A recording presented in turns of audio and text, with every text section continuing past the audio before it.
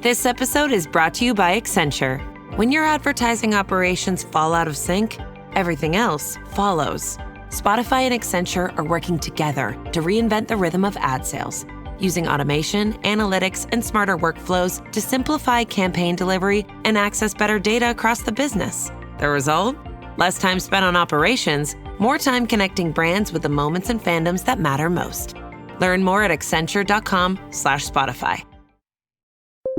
When you need to build up your team to handle the growing chaos at work, use Indeed Sponsored Jobs. It gives your job post the boost it needs to be seen and helps reach people with the right skills, certifications, and more. Spend less time searching and more time actually interviewing candidates who check all your boxes. Listeners of this show will get a $75 sponsored job credit at Indeed.com/podcast. That's Indeed.com/podcast. Terms and conditions apply. Need a hiring hero? This is a job for Indeed Sponsored Jobs. This podcast is part of the Robots Radio Rocket Club, a program designed to help all podcasts reach their full potential. For information about joining the Robots Radio Rocket Club, check out robotsradio.net. Welcome to the Final Fantasy Lorecast, a podcast dedicated to the history and lore of the Final Fantasy series. Join us as we take a deep dive into the different worlds, characters, and so much more. Welcome back, Warriors of Light, to another episode of the Final Fantasy Lorecast. I am one of your hosts, Brandon, or also known as Ben of Temeria, and always with me is my good friend, Steven. Hello. And you might be wondering, he's like, well, where's Trey? I was like, well, Trey had some things come up. He's going to take a small break from the show, so to get things sorted, and he will be back at some point. Hopefully. We miss him. We already miss him terribly. Feels weird. But it does feel weird, right? It does feel weird. And but with us today is our patrons, Riku. What's up? And Boom. How's it going? And this week we figured out something before we started the episode of what we're going to go over, which is very before, like 2 minutes prior before us recording this. We're going to talk about our notable moments in the Final Fantasy series. So, which one of you guys want to start? I mean, let's get one right out of the gate that we all know that we're going to bring up. It's, the noticeable moment in Final Fantasy VII that we all... That one guy falling down with a sword in his hand? Yeah, exactly. Wait, One-winged angel and everything, and the whole song in Latin. That song. The song's good, though. You can't deny that. Oh, I can. I had a whole hot take about it in the Discord. I guess you missed it. Oh, I probably did miss it. Yeah, I said it was overrated as a Final Fantasy song, but we're not doing hot takes. I hate the choir, but you hate the choir. Yeah. Oh, wow. I hate the choir. I can't take it seriously when it's doing like the ho ho ho ho. I'm like, all right, what are we doing here? Well, and that's funny because that's a trend that not only continued in Final Fantasy, but also flooded into other franchises. Yeah, it did. Halo. Unfortunately, it did. Yeah. But constant reminders for Steve. Yep. So that. Get that one out of the way because someone was going to bring that up regardless because that is a very notable moment in Final Fantasy that pretty much everybody knows. People that haven't played Final Fantasy know that one. Exactly, because it's that memorable and infamous to say. So infamous is a good word for it because it sucks. Really broke my young heart. Whenever it broke all of our young hearts when we see, oh no, that's a twist that none of us were expecting. I didn't even like her, but I was still like, oh, she was the best Steve healer. Is coming in hot right now. I didn't mean to cook right out of the gate, but she's fine. I'm a Tifa guy. And then immediately sure after that, I love that Sephiroth is just lording over Cloud, holding her, just like I am absolute. I am all that is and was and ever will be. And Cloud's like, but what about me? What about Yeah. Aerith? What about everybody that also exists who's not you? He's just like, I am the savior of this planet. It's such a silly moment.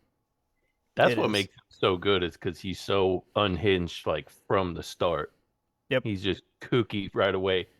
There's a brief moment when you're in the flashback where he's like kind of seems normal up until he goes into the library. And then every other moment that he's in the game, he's just a nut.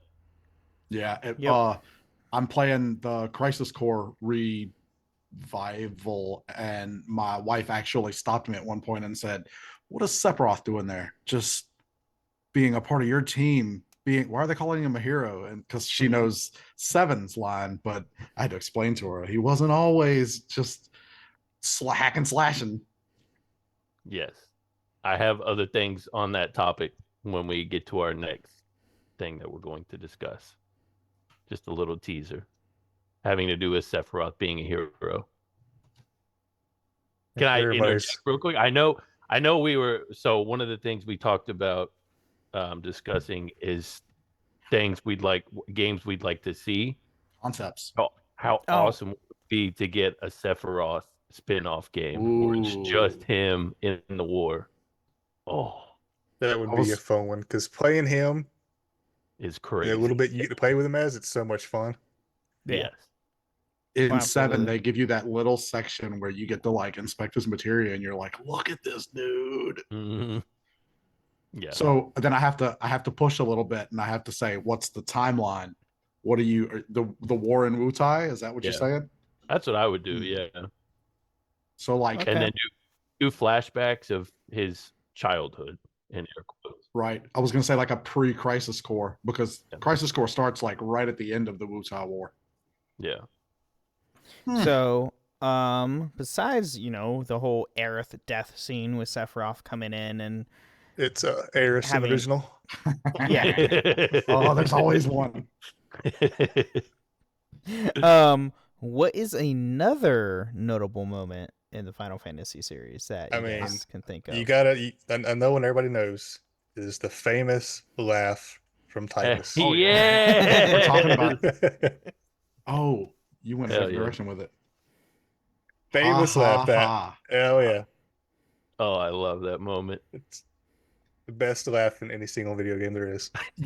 I'm gonna say, when I played through that the first time, I didn't think it was the like meme worthy. I didn't either. Scene that it's just turned into today. Looking back, I can see it, but when I played through it the first time, I wasn't like cringed at it or anything.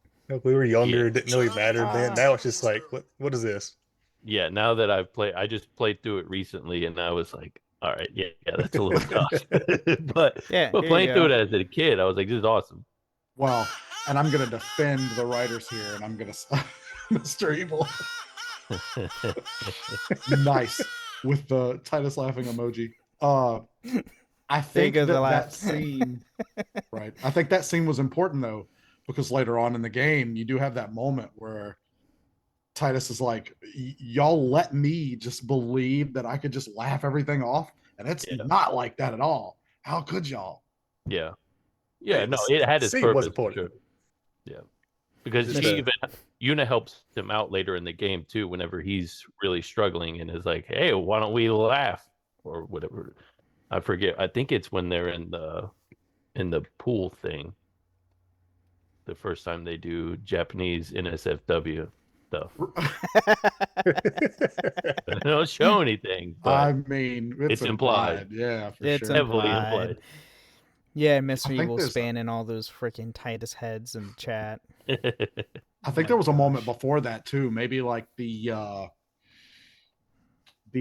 Crusader and Al Bhed mission where they are trying to defeat Sin on the shore. I think there's a moment after that battle where you can just feel Titus breaking down and being like, this isn't the happy go laughter adventure I thought it was going to be at all.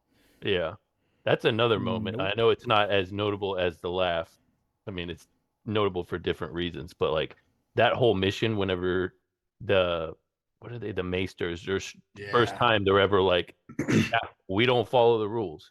Get over it. Right. Yo, where are we at right now? I think I've talked about this before, either in the Discord or on a Patreon episode. But as far as notable moments go for 10, for me, one of the highlights of 10 is when Waka says, "You're gonna have to forgive me, but I don't think a maester's supposed to say that." And he's like, "Well, pretend you didn't hear it."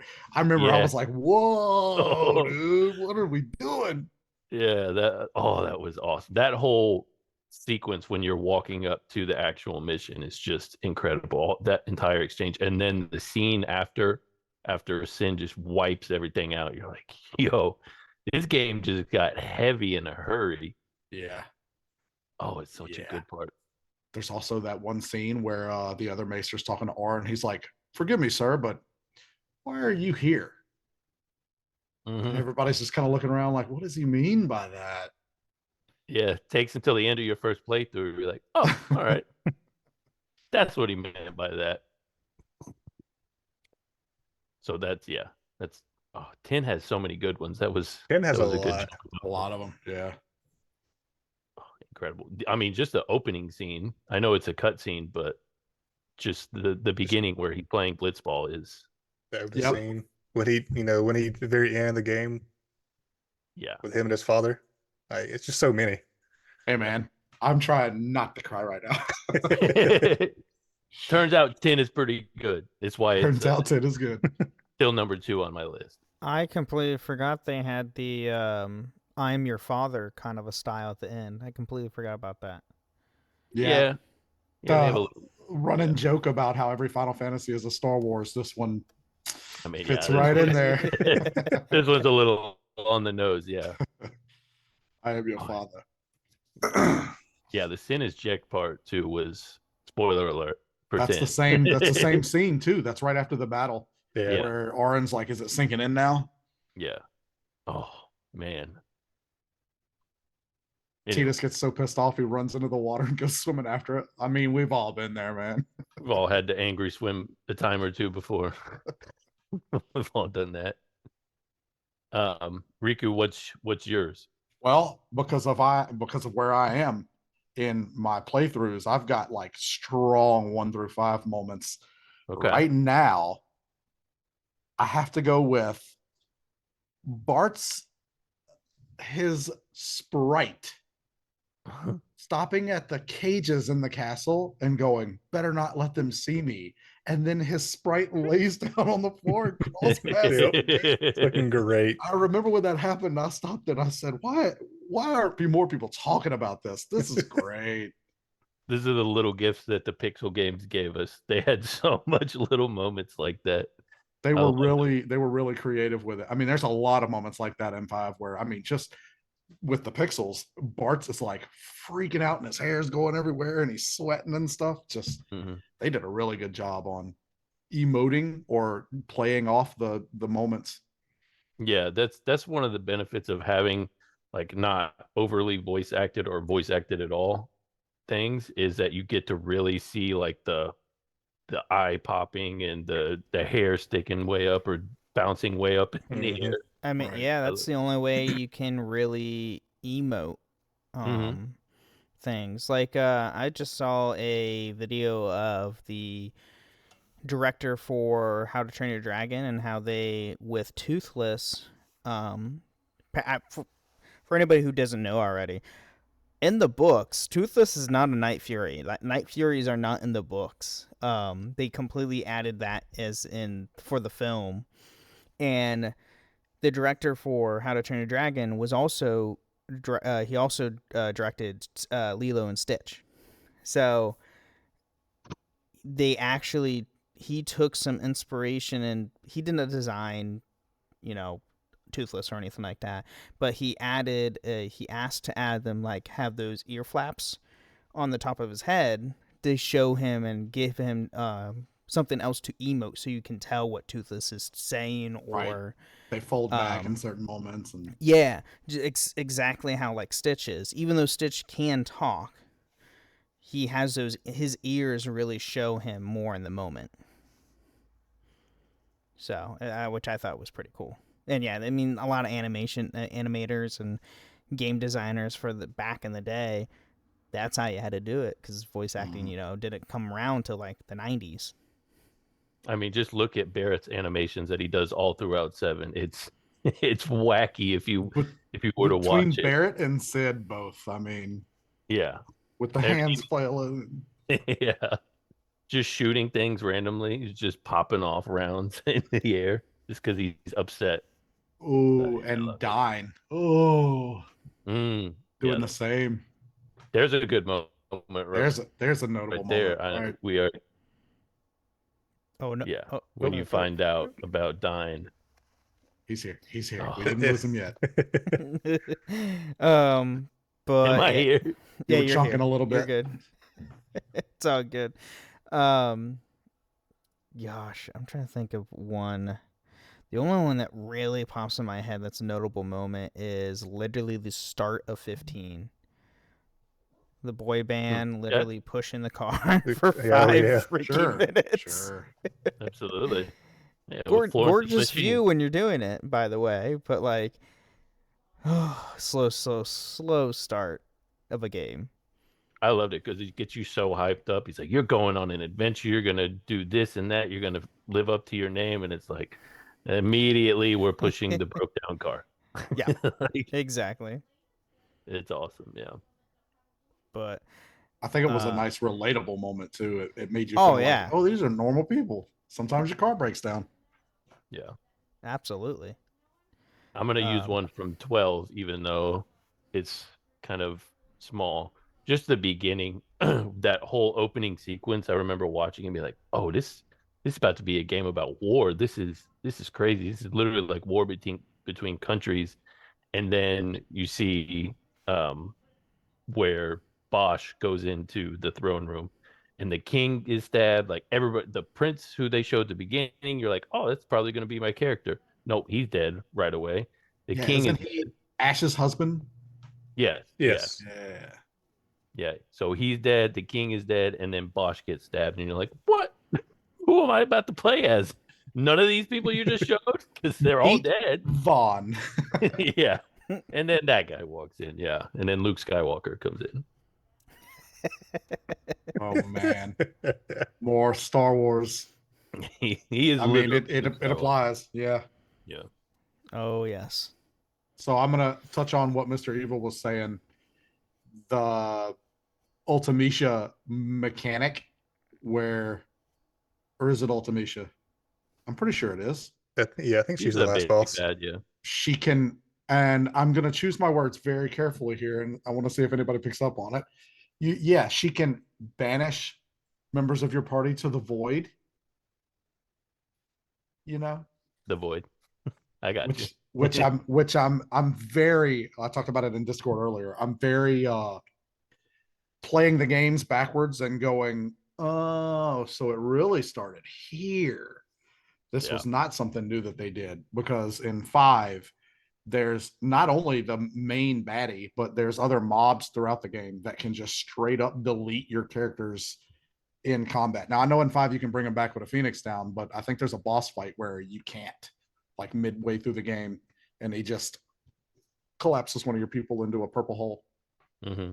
It happens pretty often in 6. It's a very frustrating mechanic that you can just be blown out of the battle, and you're like, oh, okay, well, there goes that party member. I'm glad you brought that up, because I was gonna say that's not the only time something like this happens, because the Ruby weapon in 7 also has a mechanic where he just straight up deletes one of your people out of the battle.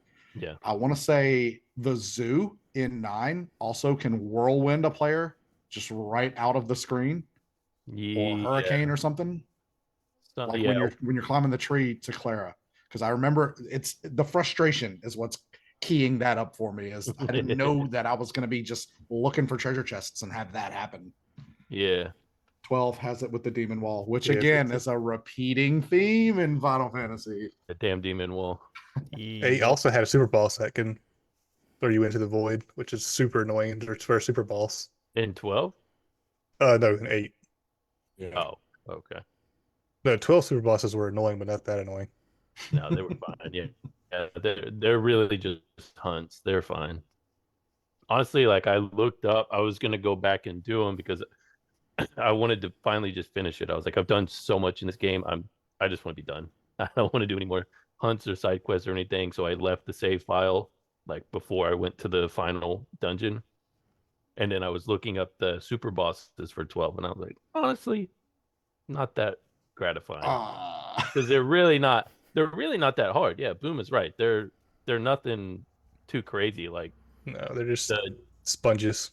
Yeah. 12 really gave you the mechanics to work around that too.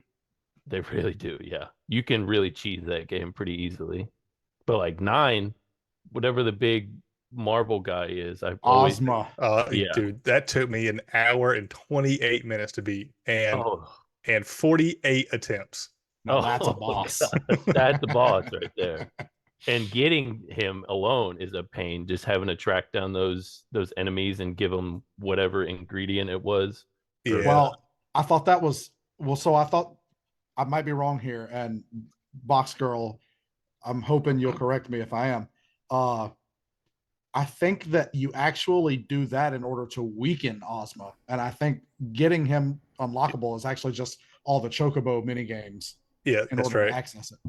The Chocobos unlock it, and then if you like feed all the creatures, make them all happy, and that's what weakens it. But there was one left. I never could get it, and I'm like, screw this. I'm getting tired of hunting this one stupid creature. Same. Even with the fast forward features, there's one that I can't remember which one it is, but I could never find it, and it was infuriating. It wouldn't happen to be Yan, would it? I think it was. The yak looking, because that was the same one that always gave me trouble. Oh my god, yes, it was. It's over there, I don't care. It's on an island like just south of the Iifa tree, and it's in a forest or something. And hours and hours hunting. Oh jeez. And then if you run into one and you don't have the item, big rip. Because it's not a repeatable. It's not a repeatable encounter. Mm-mm. Which again, I'm gonna say they got from 5 because I just climbed the tower where you have to give elixirs to the magic pot. Oh yeah, that part's fun. And I thought, this is just the thing they brought back in 9. Yeah. No, that part's fun. And they also do that in 6 too when you're going up the magic tower. Yes. Yeah. Where they just heal you. I like Box Girl's joke. Yan Island was truly the island closest to hell, which is an actual place in Final Fantasy VIII. Yep. Yeah. I remember when we covered that, I was like, island closest to hell and island closest to heaven. What are these? Literally just a grinding spot, I believe. They are hard grinding spots. Yep. Yeah. Well, let's take a quick mid break. Thank you guys, and we'll be right back with more notable moments. Experience a membership that backs what you're building with American Express Business Platinum. Get 2 times membership rewards points per dollar on eligible purchases in key business categories, as well as on each eligible purchase of $5,000 or more, on up to $2 million in eligible purchases per calendar year. American Express Business Platinum. There's nothing like it. Terms apply. Learn more at americanexpress.com/business-platinum. Need a laptop that's built to perform and designed to last all day? Select Windows 11 PCs starting at $499.99 are now at Best Buy. Learn more at bestbuy.com. Best Buy. Imagine that.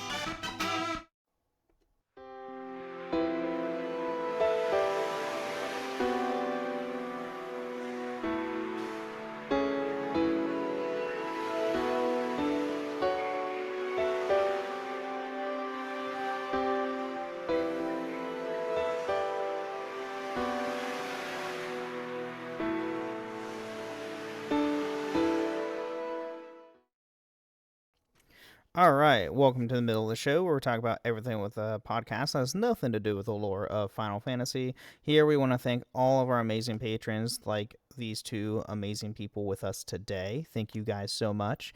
And if you too want to become a patron just like them, you can go to patreon.com/Final Fantasy Lorecast, where you can get ad-free episodes or even join us once a month on the show, just like they are today.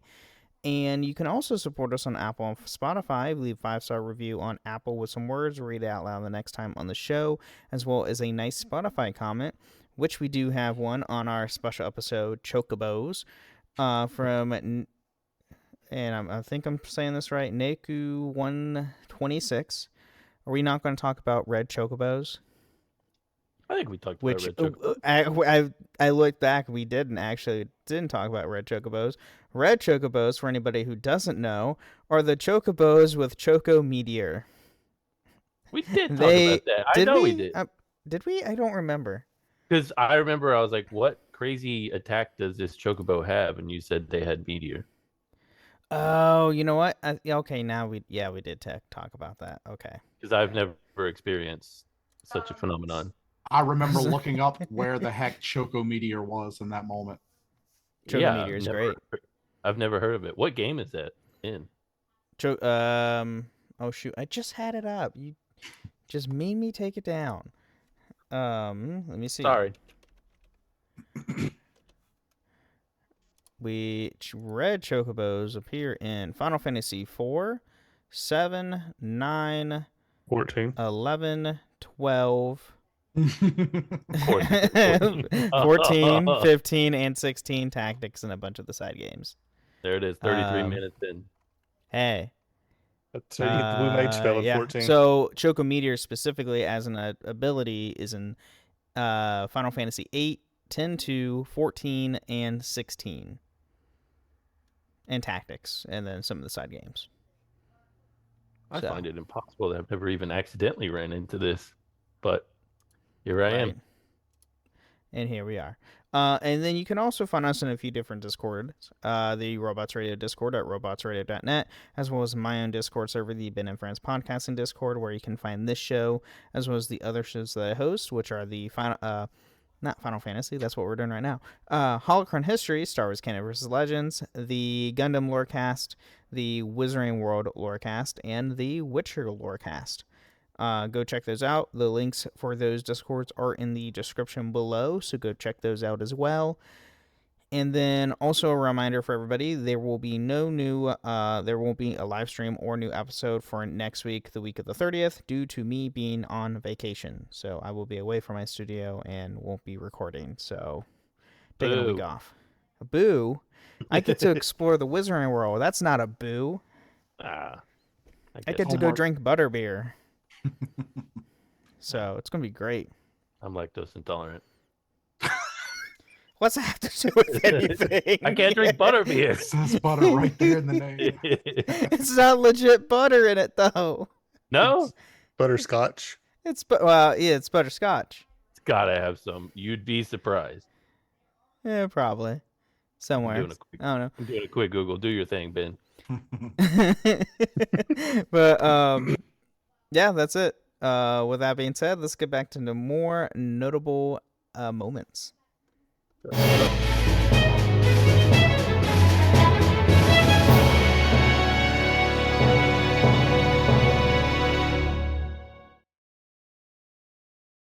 This episode is brought to you by Perfect Bistro Cat Food. Hey guys, today I'm interviewing my cat about his Perfect Bistro food. Percy, you seem to be a big Perfect Bistro fan. Care to comment? Totally. What do you like about it? You love the high-quality ingredients? And the delicious flavors, of course. Yeah, that makes a ton of sense. Listen to Percy, guys. Visit perfectbistro.com to try it for your cat. Tomorrow morning is knocking. Stock your fridge now. How about a creamy mocha frappuccino drink? Or a sweet vanilla? Smooth caramel, maybe? Or a white chocolate mocha? Whichever you choose, delicious coffee awaits. Find Starbucks Frappuccino drinks wherever you buy your groceries. All right, we're back. More notable moments. And yes, Mr. Evil, it gives you a week to catch up on the Wizarding World. So there you go. And Boxer, just do a live stream from there. That would be cool. I have Twitch on my phone, so technically I could. So... Thank you, Box Girl, for confirming butterbeer without the foam is dairy free. With the foam, there you go. You don't. Well, how do you do without the foam? Just say you don't want the foam. That's part of the fun. I feel like part of the magic. Oh, it'll be fun. Right. Yeah, be a different type of fun. But anyway, other notable moments. I I wouldn't. Boom has one. Go ahead, Steve. Go ahead, Steve. Boom. Okay, I'll go first. Yeah, go ahead. No, I gotta give one out to my favorite game, 13. At the end of it, when Vanille and Fang sacrifice themselves. Oh, I mean, that scene right there. If you haven't played it lately, you need to replay it again. Rip to the spoilers. I've never played it, so you gotta play it. You gotta play it. The thing with the 13 put up your PS3 games, and get playing. It's either PS3 or the 360 or Xbox One or Series because they're backwards compat, or play them on Steam. They are on Steam, so I won't be playing it. And I've heard they're a nightmare still. Yeah, I hear that. I've heard that too. You forget playing 13 that Vanille is actually the narration throughout the entire game, and I think that's interesting. Yeah, because of how I kind it of forgot ends. about. Yeah, it's the whole ending itself kind of threw me for a loop, especially when I was younger. I got to replay it again now. Thanks to myself for reminding me. I do want to play it. I'm going to bring up Dodge since we're bringing up Vanilla and Fang because I think he's in that same vein. Is that his name? Dash? Done? Yeah. Dash. I don't know why I say Dodge. Anyway, talk about devastating. He's a child, y'all. Oh. What happens to the child? I mean, it's pretty early in the game, so I'll just say it. He is crystallized. Oh. Immortally. He palm and pour him? No, man. And see, I was going to bring up 4. But I was going to preface it with, do we want to talk about 4? Because those wounds are still fresh for me. That hurt. That was a tough one to watch. I mean, the game, Final Fantasy Game of Thrones. Well. 16? No, 4. I haven't played 16 yet. Oh, you haven't? Great. I'm going to very soon. I have it downloaded. I'm looking at the icon. It's Game of Thrones. Yeah, 16 is straight up Game of Thrones. It's great. It's awesome. Here we go. Channeling their 4 writers. What were we talking? No. Which one of 4? Like, which character death are you talking about? All of them. Yeah. Which one? Where do I start? I don't think that there was one that didn't hit me with some kind of just stop and lean back from my computer desk. You're talking about Sid jumping off the airship, or Palomporm turning to stone, or the monk. I forget his name. Yang. I think it's Yang. Yeah. Fang. Oh, I think Fang is a. Okay. Fang's 13. I think it's Yang. Could be wrong. Am I crazy? Box Girl, is it Yang? Yeah, Box Girl. It's Yang. I just looked it up. It is Yang. Okay, sorry. Yeah, the frying pan. That's another awesome moment. It's not a sad moment. It's a funny moment from 4. Believe it or not. Oh, yeah. No, I'll give you that moment, or I should say, it's because it's a combination of moments when you talk to Yang's wife. I honestly just had a like Jim the Office moment where I looked over into the invisible camera and I went, "Wives, am I right?" Okay, so I got one. It is okay.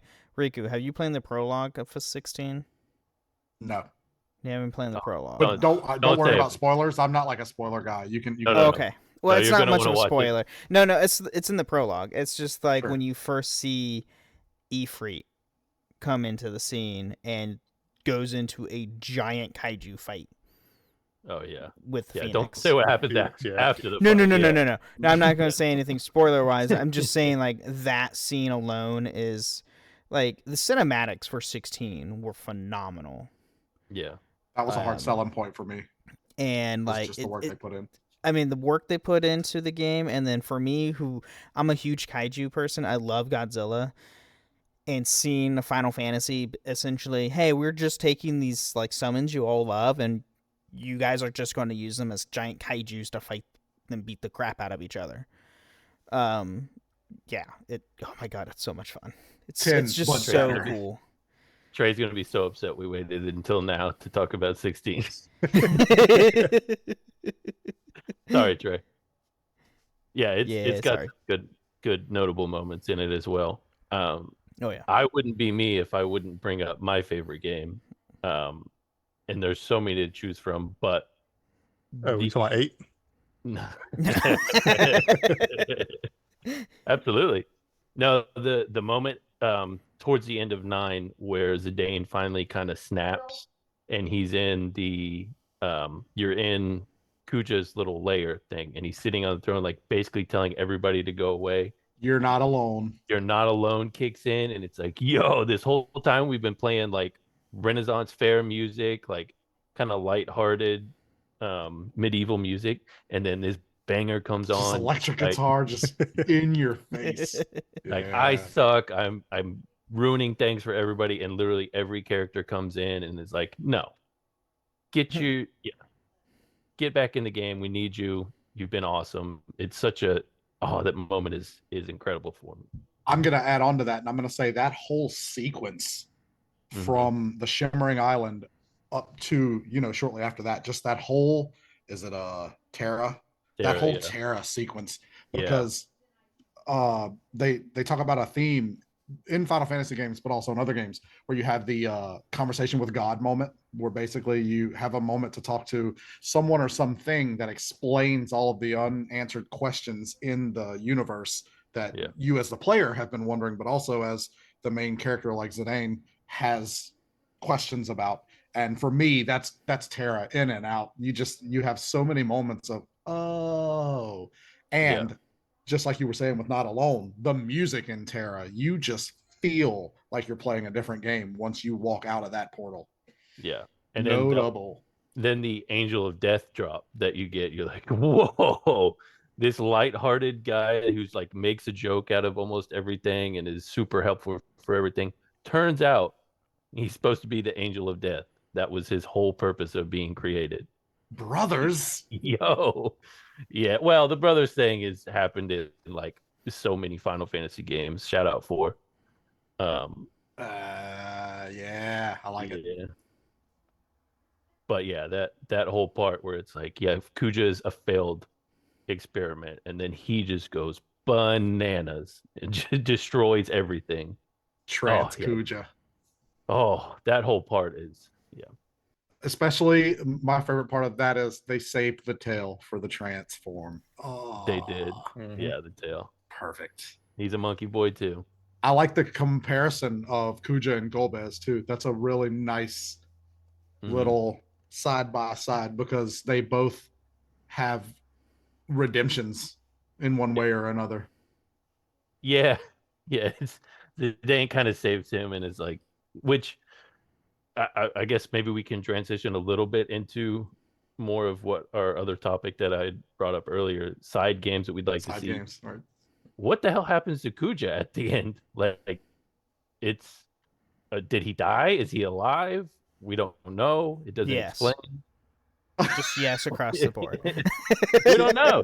9's a game we need an after. He's in the void. For, not 4. That is what I was saying. Me and Trey had talked about this on the side before, how like it's the worst kept secret in Final Fantasy is that 9 is getting a remake. I don't want a remake of it. I want the after years, like Boom was just saying. I want to see Zidane, King Zidane and Queen Garnet. Like that's what I want to see, and then have some like the Terrans come in and tear things up because they're freaking out because they don't have a purpose anymore. Like I want to see that game. Evil Terrans. Yeah, I like that. So as a player, I always just assumed that Zidane saved Kuja and gave him like witness protection.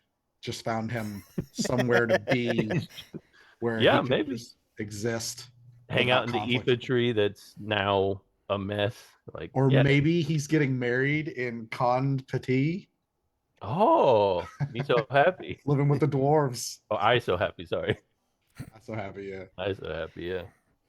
Oh, I mean, okay. I have another, and since Steven brought up his favorite game, I have to bring up my favorite game. I know, right? Here we go. The Steps of Faith Nidhogg fight.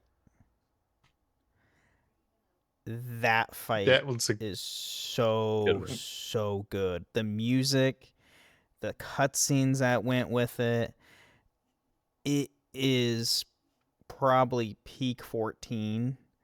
I I'm post Shadow Storm or Shadow Stormblood right now. I still need to get to Shadowbringers, and I guess things go crazy in Shadowbringers too, just like in Heaven's Ward. But the Nidhogg fight is always going to probably be one of my favorite fights so far. I think I made Boom wait while I watched that cutscene because he helped me with that. I was like, sorry, I'm going to be watching this one. Have fun. And it's a long cutscene. It's a long one too. Yeah, so good. I always know when I'm doing my dailies and I get to that dungeon, I'm like, I want to be here forever because somebody hasn't watched this cutscene. Oh, yeah. It's such a good one. Oh no, too, I did actually I think I did one of my dailies for it, and it's like, oh, Steps of Faith. It's like, oh, I haven't done this forever, and I'm just sitting there like for 10-15 minutes because someone's watching the cutscenes. So it's like, oh, okay, well that's fair. I'm not gonna make them skip it because it's so good. It's a good one. That's usually me. I make people wait. Oh, I'll wait. Like I don't care. Like that's the best thing about the 14 community. Everybody watch cutscenes. I agree. Watch the cutscenes. I've never witnessed a sour interaction in 14 in my history. Everybody's just so nice, man. You'll have people either doing emotes, sitting down, running circles, or just standing there waiting. That's what I do. I have an emote of me sitting down. I just wait there. I'm like, all right, gives me time to go look at my phone or whatever. It's no big deal. Yes, evil, but you can't skip those cutscenes. Yeah, it's true. Yeah, you can't skip Praetorium. What is that one? Is that story, long ass story later one? Oh, yeah, that one I wish you could. And yeah, that's the one thing I always try to not do the story related dungeons because it's always story. That one, and it takes freaking forever. Mm-hmm. Not just from the fights, because the fights are easy and you like blitz through the fights. It's the freaking cutscenes that take forever because they're in-game cutscenes, not actual cutscenes you can skip. I literally fell asleep on time waiting. I believe it. I'm going to talk about 8 so that we can spread the butter across the entire bread. The first one I remembered was when you are having a garden versus garden battle and they tell Squall that he needs to direct the entire garden on their tactics. And one of the choices is, what do we do with the hot dogs in the cafeteria? And you can send members to save the hot dogs. And it just, I don't think I've ever chosen hot dogs, so I don't know what it actually does. But I know that there's some kind of scene where it's like, and you prioritized hot dogs? Were you even thinking? Isn't that Zell appreciates it? Right. Yeah, there's a guy who comes up at the beginning and is like, "Oh man, I really wish I had a hot dog," right? Or he was wanting hot dog. Zell, I think, in the beginning goes to the cafeteria and he's like, "They're out of hot dogs." Oh man. Oh my gosh. Hey, ask if that was really necessary. Thanks, Box Girl. I appreciate that. Does anybody have any side games that they?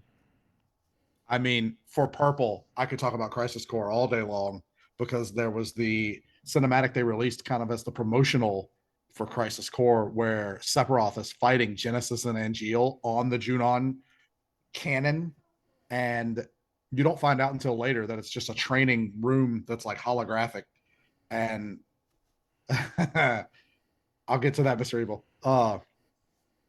But they're fighting on the cannon at the Junon, like on the barrel of the cannon, and Sephiroth gets serious and starts dicing the cannon up into triangular and polygonal pieces. And the whole thing is just, it makes you remember why we wanted Advent Children because of what they could do with the fight scenes later on with technology. That was the selling point for me. That was when I knew I had to play that game. Speaking of side games, the Kingdom Hearts series are technically a side game to the Final Fantasy series. If you want to get technical about it, when Squall and well, quote unquote Leon, whatever. I don't know why they did the weird name change. And Cloud fight a bunch of Heartless together. That was cool. That was cool. I get lost on YouTube sometimes watching people who don't know that they're about to fight Sephiroth in 1 or in 2. It's terrifying. Bone chilling. No, I did that like when I played the first Kingdom Hearts 1 and I was doing the arenas and get to the end, and I was like, oh shit. You hear the music. Right? It's like, oh no. It's like, this is not going to be ending well. Yeah, you get your ass handed to you. In both games, it's terrifying. Yeah, the second one's even worse because it's in like the Heartless Chasm or whatever. So it's really an atmosphere. You're out of your league. Mr. Evil wanted to mention the Sapphire Weapon headshot. Do y'all remember the cinematic where the Junon cannon lines up with the Mako and blasts? Oh yes. Oh yeah. Out of the weapon that's walking towards it, Midgar. Yeah, it's a good one.